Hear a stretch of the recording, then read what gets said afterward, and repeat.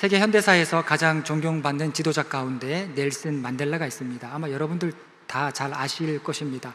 이분은 남아프리카 공화국 인종차별과 억압에 맞서서 저항했던 그런 인물이었습니다. 그런데 이 넬슨 만델라와 함께 인종차별에 저항했던 또 한 분의 사람이 있는데 바로 성공회의 주교였던 투투 주교였습니다. 이 투투 주교는 용서 없이는 우리 조국의 미래가 없다라고 역설을 하면서 과거사 청산을 위한 진실화해위원회 위원장직을 맡게 됩니다. 그런데 이게 어려워요. 어떻게 해야 이 과거사, 피해당한 사람들이 시퍼렇게 살아있는데, 끔찍한 박해를 당한 사람들이 있는데 어떻게 이 모든 일들의 과거사가 청산될 수 있겠습니까? 그래서 투투 주교는 남다른 선택을 하게 됩니다. 흑인과 백인의 차별을 두지 않아요. 구별 없이 모든 폭력 가해자들에게 용서를 베풀자, 이렇게 이야기를 합니다. 모두를 사면하자, 모두를 사면하고 모두를 살리는 그런 방법을 선택하게 됩니다. 물론 이에 대한 반대도 만만치 않았습니다. 이 일을 쉽게 진행할 수 있는 것은 아니었습니다. 용서의 문화가 학대자들의 책임 회피하는 그런 수단의 일조를 한다고 주장하는 사람들의 이 주장이 너무나도 강했던 것입니다. 하지만 투투 주교는 용서하지 않으면 오히려 우리가 학대자들의 노예가 된다면서 용서와 정의를 동시에 추구하고 진실과 화해를 끝까지 지향하게 됩니다. 물론 그냥 사면하지는 않았어요. 이 가해자들이 일정 기간 동안 자신이 저지른 그런 잘못된 일들에 대해서, 그런 사실에 대해서 낱낱이 공개 자백을 했어야 했습니다. 약속한 대로 자백한 이들에게는 처벌이 뒤따르지 않았습니다. 재판도 하지 않았어요. 용서했던 거예요.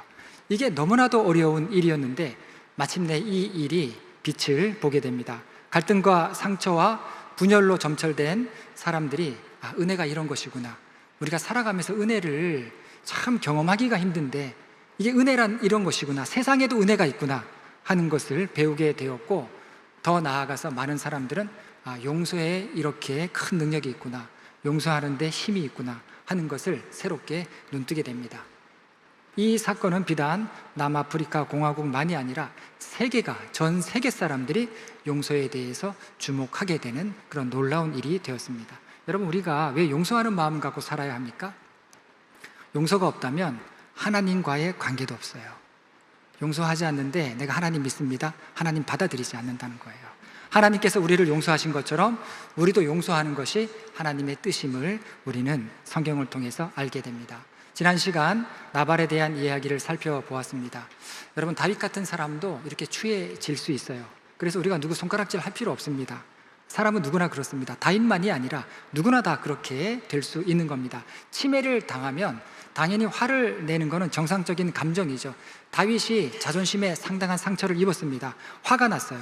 화를 내면 화를 내는 게 정상입니다. 그런데 문제는 그 화를 어떻게 다룰 것인가 하는 것이죠. 화를 제대로 다루지 못하면 동생을 죽여버린 가인이 됩니다. 그리고 다윗을 죽이려고 하는 사울이 되는 거예요. 그러면 이 고통이, 이 말할 수 없는 고통이 많은 사람들에게 전가되게 되는 것입니다. 하지만 다윗은 아비가일을 통해서 하나님의 뜻을 다시금 새기게 되죠. 나발을 용서합니다. 자기 손으로 나발을 처단하지 않아요. 그리고 이 다윗은 아비가일 때문에 다시 한번 큰 믿음의 확신을 갖게 되죠.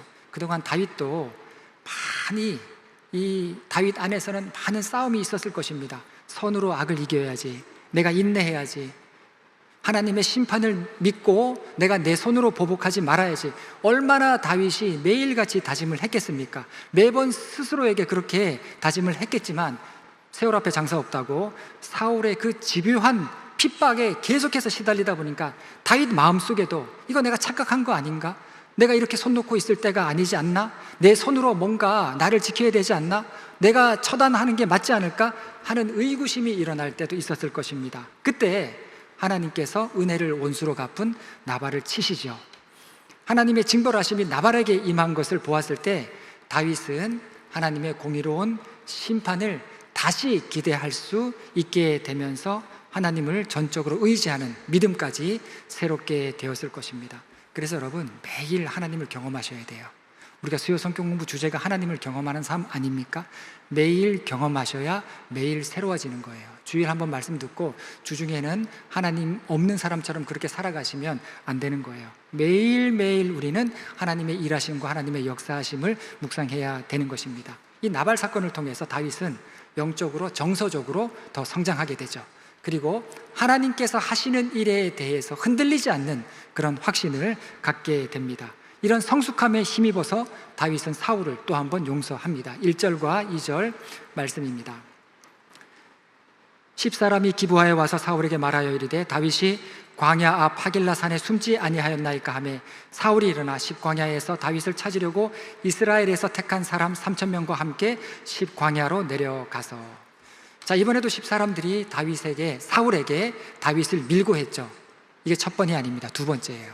10사람들도 다윗을 계속해서 쫓아다녔던 겁니다. 그런데 다윗은 이 사람들에 대해서 같은 지파 사람들이거든요. 다윗과 10사람들은 같은 유다 지파 사람들인데 이 유다 지파 사람이 지금 다윗을 계속해서 배신을 하는 겁니다. 사울에게 계속 밀고를 하는 거예요. 그런데 다윗은 이 사람들에 대해서 어떤 반응도 하지 않습니다. 사울은 어땠어요? 사울은 다윗을 도와주었다고 하는 이유만으로 크게 뭘 도운 것도 아니에요. 그냥 배고파하는 다윗에게 떡을 좀 주고, 그리고 다윗이 골리앗에게서 빼앗았던 그 칼을 주었을 뿐인데, 그렇게 했다고 해서 이 노베에 살던 제사장 85명이나 되는 제사장 그 가족까지, 그 짐승까지 아주 그냥 그렇게 비참하게 복수를 하지 않습니까?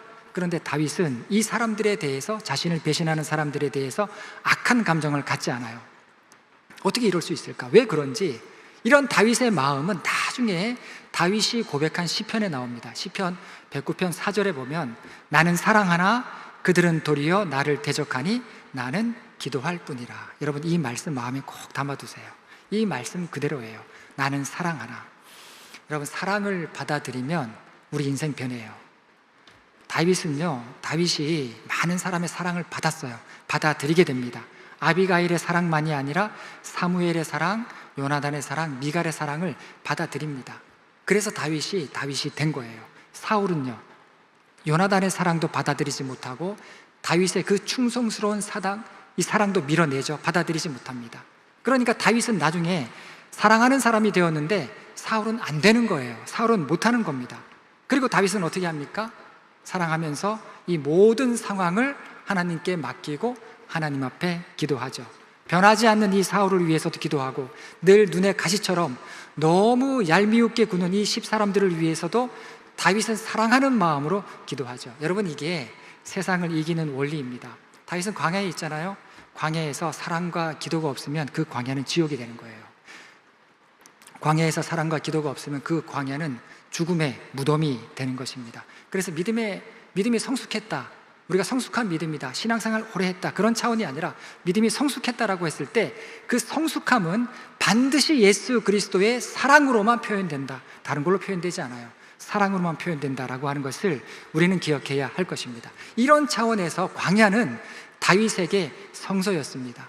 여러분, 우리가 하나님 가운데 거하게 되면은요, 어디 있든지 그 자리가 하나님의 계신 곳, 성소가 되는 거예요. 다윗에게 광야는 성소였죠. 광야에서 하나님의 마음을 갖게 됩니다. 광야에서 이 다윗은 기도를 배우게 됩니다. 우리가 광야가 축복이라고 할 때 그 축복은 광야에서 내 신앙이 회복되기 때문에 축복인 것입니다. 아무리 사울이 쫓아온다 할지라도, 아무리 군대가 몰려온다 할지라도 하나님의 영광을 본 곳이 광야예요. 하나님의 음성을 들은 것도 광야입니다. 그러했기 때문에 현실적인 유혹에 넘어가지 않고 믿음의 원칙대로 살 수 있었던 용기와, 그리고 때를 기다리는 인내와, 내 삶을 향한 의미와 하나님께서 내게 부여해 주신 그런 사명, 그리고 온수까지도 품을 수 있었던 그 내면의 풍부함이 모두 광야의 척박함 속에서 축적된 영적인 보화였던 것을 우리는 알게 됩니다. 이거는 사울의 궁정에서 도저히 배울 수 없는 거예요. 다윗은 사울의 궁정으로 돌아가고 싶은 마음이 있었어요. 그런데 하나님께서는 사울의 궁정으로 돌아가지 못하게 하십니다. 계속해서 광야에 있게 하셨어요. 이거는 궁정에서 도저히 배울 수 없는 보배로운 축복을 광야에서만 얻을 수 있기 때문에 하나님께서 그렇게 하셨죠. 작년에 우리가 인제로 아울리치를 다녀왔는데 그때 가신 분들 고생을 많이 하셨어요, 어른들. 그런데 그 후에 그 목사님에게서부터 사진을 보내오고 또 은혜의 말씀들을 너무나 기쁜 소식을 우리가 듣지 않았습니까? 요즘에 시골에서 목회하시는 그런 목사님들, 교회들은요, 광야에 있는 심정이에요. 저도 사실 교회의 미래를 생각하면 자다가도 가슴이 뜁니다. 기뻐서 뛰는 게 아니라 걱정이 돼서 막 가슴이 떠요. 막 가슴이 철렁하는 게 그냥 자다가도 잠이 깨고 막 그러는데, 시골에서 목회하시는 분들은 더 합니다. 그런데 얼마 전에 인제를 이렇게 자주 왕래하시는 우리 교회 권사님이 계시는데, 그분이 이제 그 교회에 가서 예배드리다가 어떤 분이 이제 그 우리 권사님한테 말씀을 하시는 거예요. 더운 교회가 어디 있냐, 더운 교회를 위해서 새벽마다 기도했다, 이런 말씀을 하시는 거예요. 그 말씀을 듣고 너무 은혜를 받으셔갖고 저한테 감동 받으셔갖고 막 이렇게 얘기를 해 주셨습니다. 여러분, 시골에 있든 도시에 있든 광야에 있든 하나님께서는 누구를 통해서 일하십니까? 누구를 통해서 하나님의 마음을 전하세요? 하나님의 감동을 전하세요? 기도하는 자. 그런데 그 기도하는 자는 어떤 마음을 갖고 있는 사람이에요? 하나님의 사랑의 마음을 갖고 있는 사람. 그 사람을 통해서 일하시고 역사하심을 보게 됩니다. 여러분, 그래서 하나님의 마음을 품고 하는 기도가 생명줄인 거예요.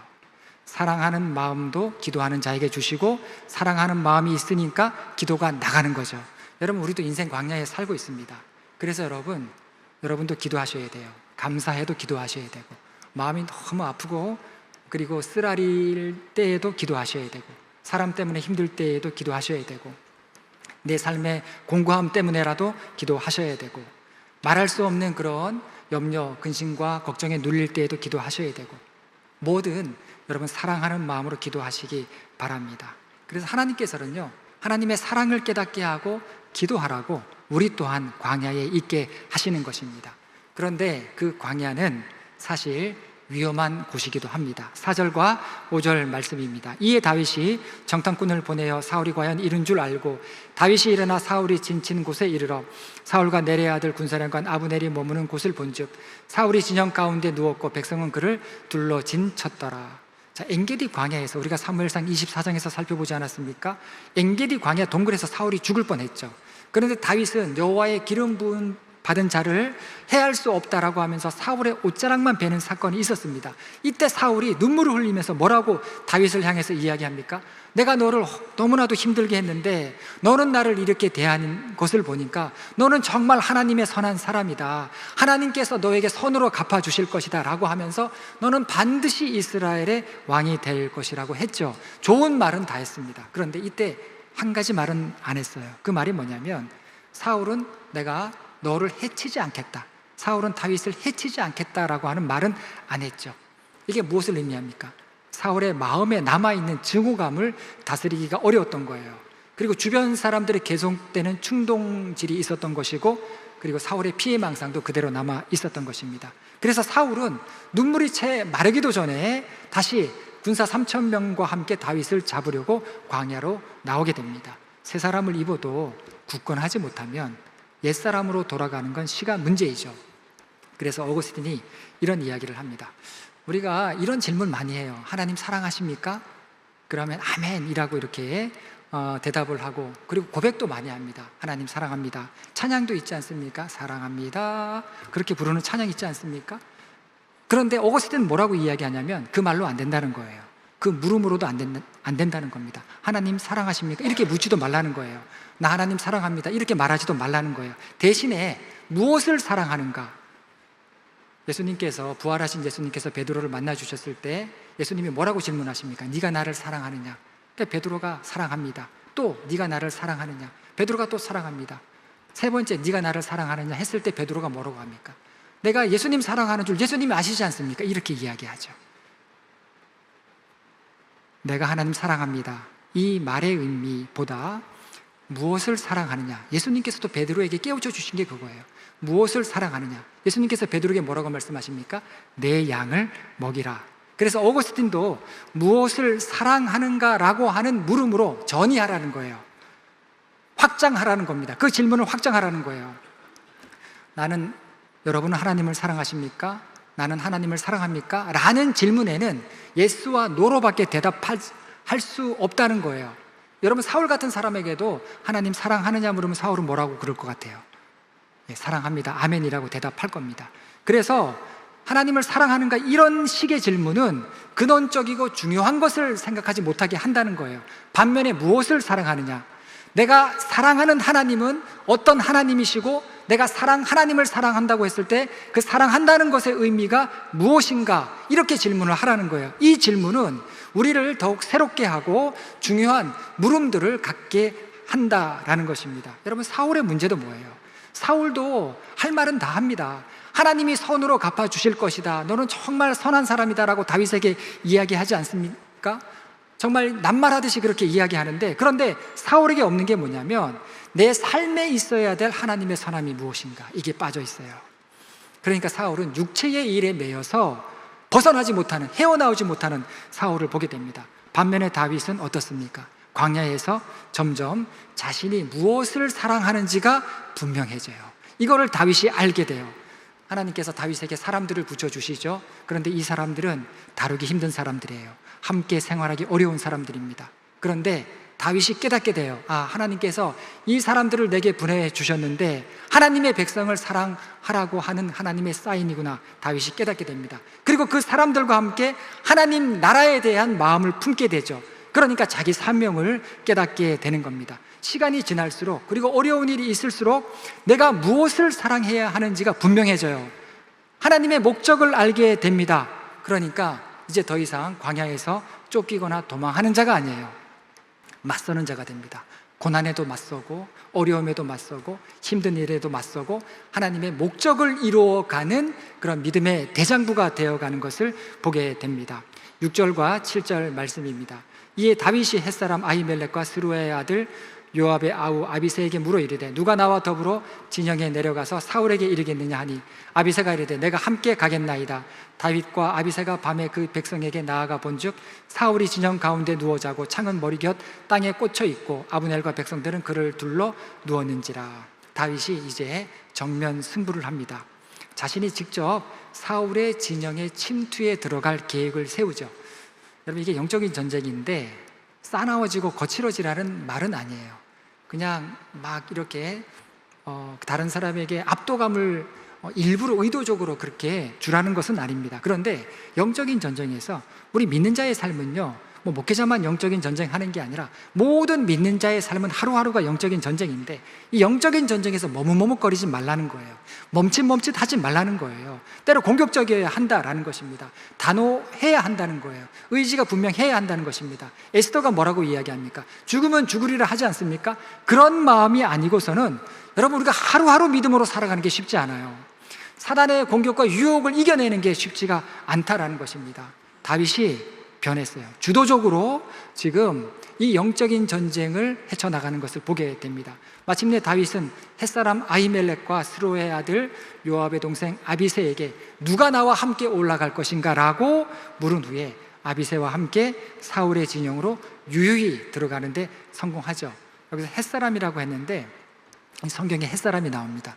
햇사람은 역사에서 히타이트 사람들이에요. 여러분, 히타이트 많이 들어보셨죠?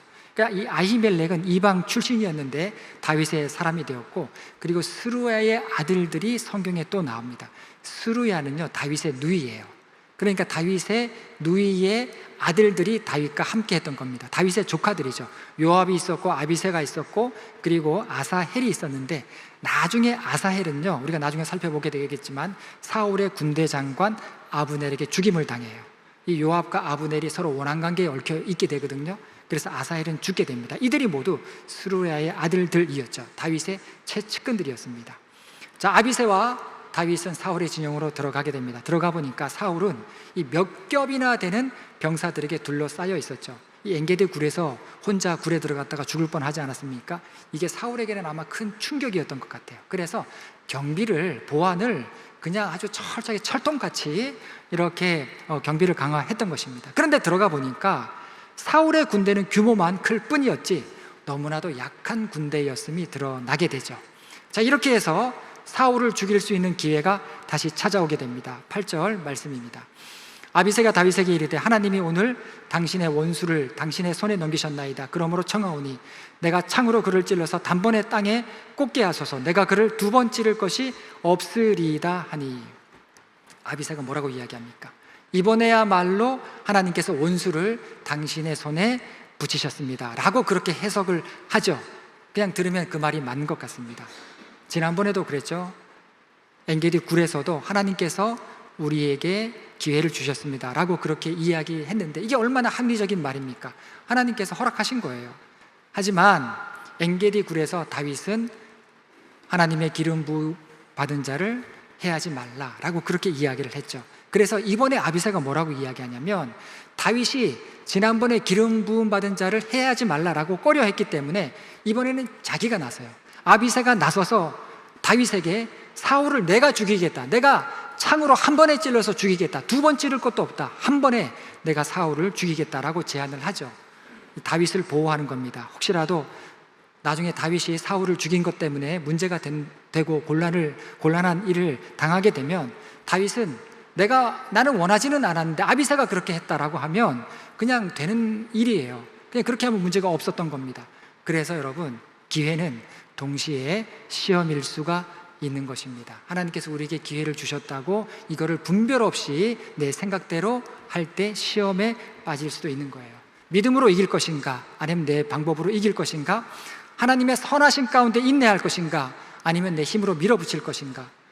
고난으로는 연단하지만 성공으로는 시험한다라고 하는 말이 있듯이, 다윗은 지금부터 힘을 갖게 됩니다. 이제 권력을 갖게 돼요. 그러하기 때문에 다윗은 그 어느 때보다도 조심스럽게 모든 일을 처리해야 했던 것입니다. 이 다윗이 흔들리지 않아요. 11절 말씀입니다. 내가 손을 들어 여호와의 기름 부음 받은 자를 치는 것은 여호와께서 금하시나니 너는 그의 머리 곁에 있는 창과 물병만 가지고 가자 하고. 다윗은 아비새와 다르게 해석합니다. 동일한 상황인데 다윗은 지금 뭐라고 이야기합니까? 사울을 죽여서 원수 갚을 기회를 하나님이 주신 것으로 해석하지 않아요. 아비새는 하나님께서 주신 기회입니다라고 했는데 다윗은 그렇게 해석하지 않습니다.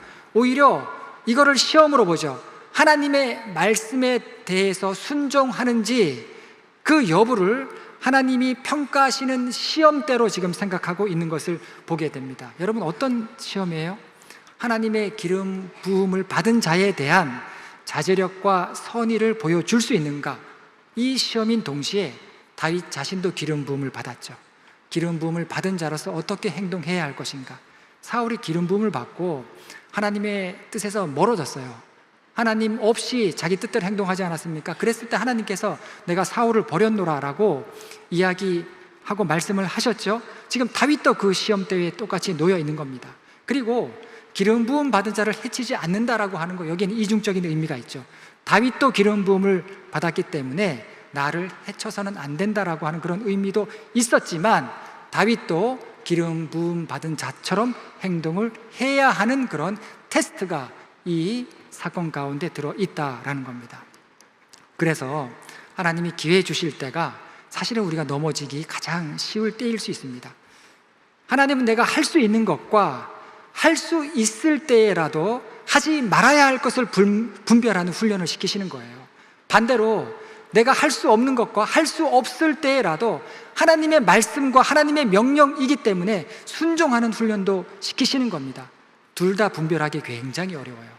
내가 할 수 있는 것인데 하지 말아야 될 것 분별하는 거, 내가 할 수 없는데 순종함으로 해야 되는 거, 이거 분별하는 거 쉽지 않습니다. 이게 참 어려운 일인데 이것보다 더 어려운 게 있죠. 더 어려운 게 뭡니까? 내가 할 수 있고 하고 싶어요. 그런데 하나님의 뜻 앞에 중단해야 되고 물러설 줄 아는 건 더 어렵습니다. 다윗은 지금 얼마든지 사울을 죽일 수 있었음에도 불구하고, 마음 한켠에서는 그런 마음이 있었음에도 불구하고 다시 한번 하나님의 뜻 앞에서 물러서고 멈추는 것을 보게 됩니다.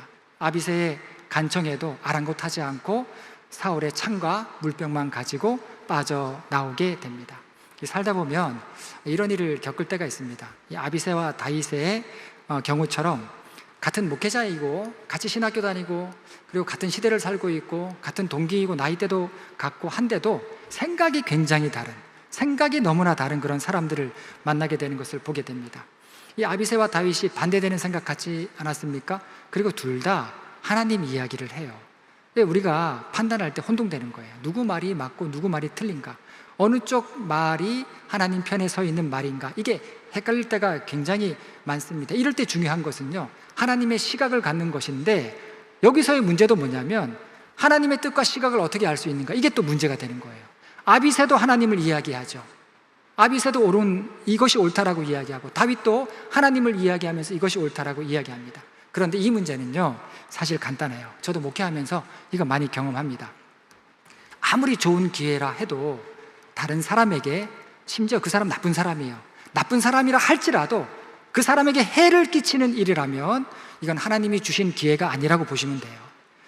이게 미워하는 일이라면, 이게 해치는 일이라면, 이게 서로의 관계가 깨어지는 일이라면, 이게 분열을 일으키는 일이라면 이거는 하나님께서 허락하신 상황이 아닌 거예요.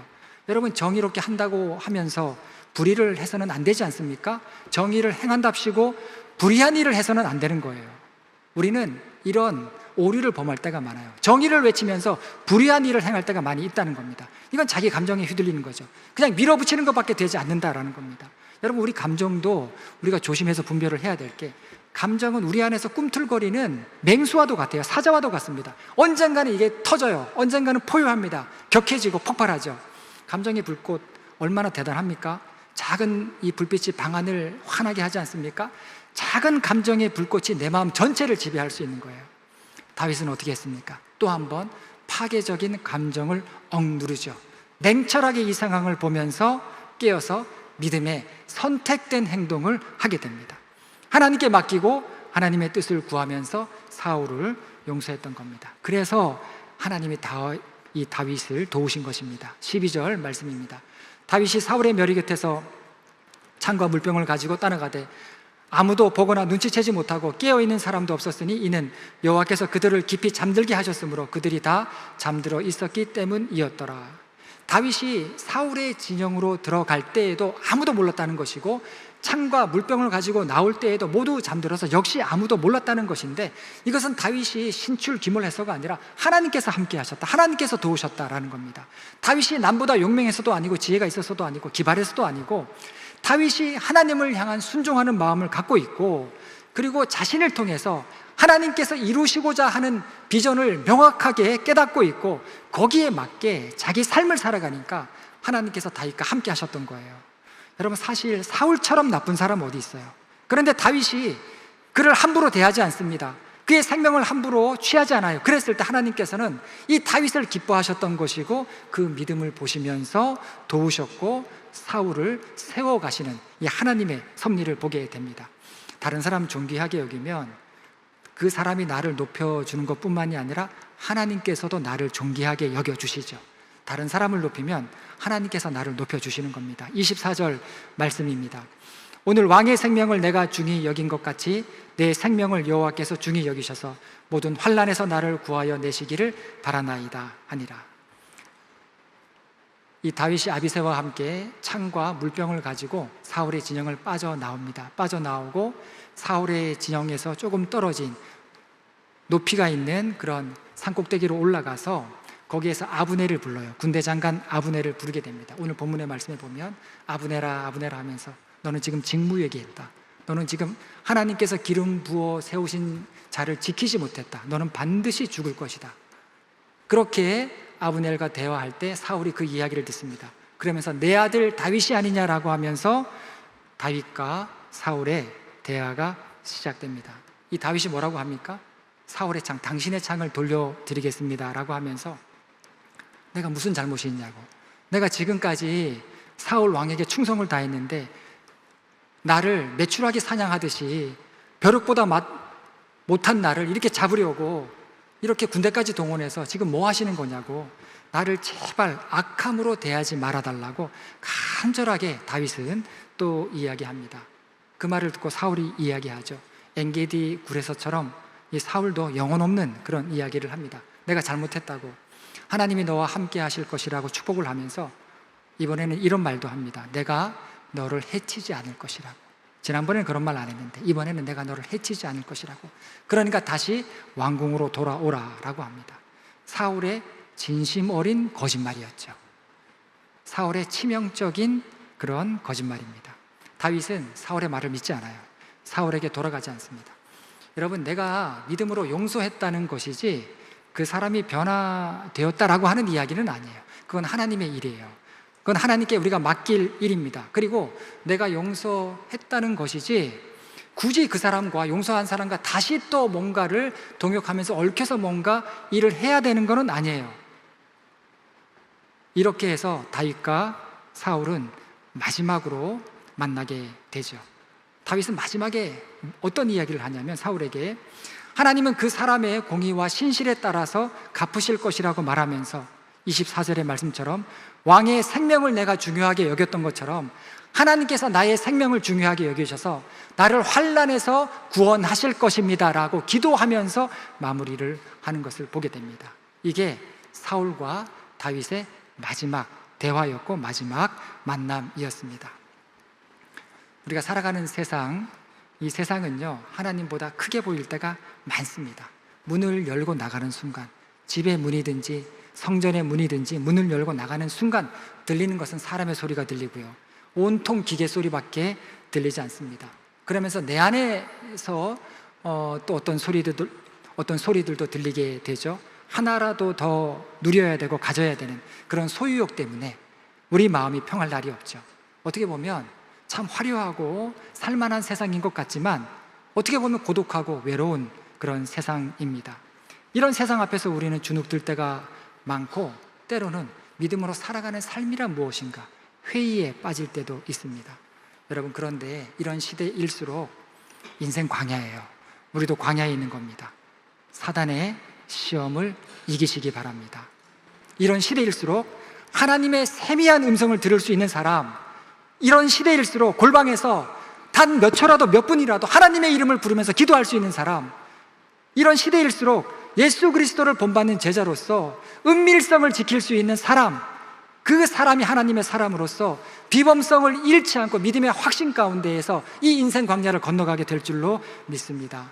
이것이 다윗이 우리에게 주는 믿음의 교훈인 것입니다. 좌로나 우로나 치우치지 않고 신실한 마음으로 하나님을 깊이 있게 의지하시는 여러분 모두가 되시기를 간절히 바라겠습니다. 기도하시겠습니다.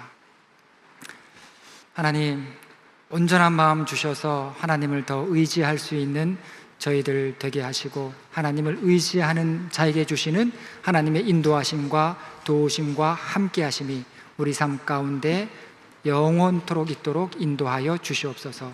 예수님의 이름으로 기도합니다. 아멘.